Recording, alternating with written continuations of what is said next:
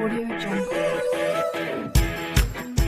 Guys, welcome back. आए हैं Lightroom की डार्क एडिटिंग के साथ।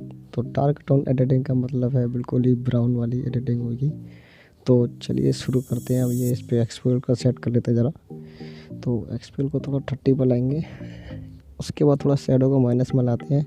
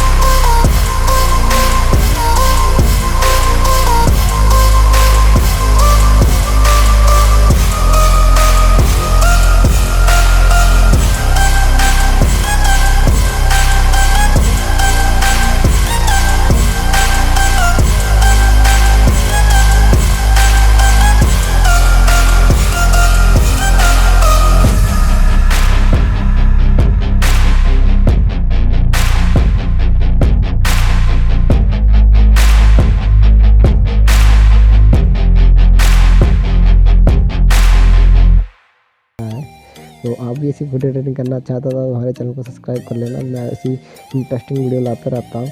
आप सबके लिए इतनी मेहनत करा तो आप एक लाइक तो कर सकते हो प्लीज़। तो एक लाइक कर देना।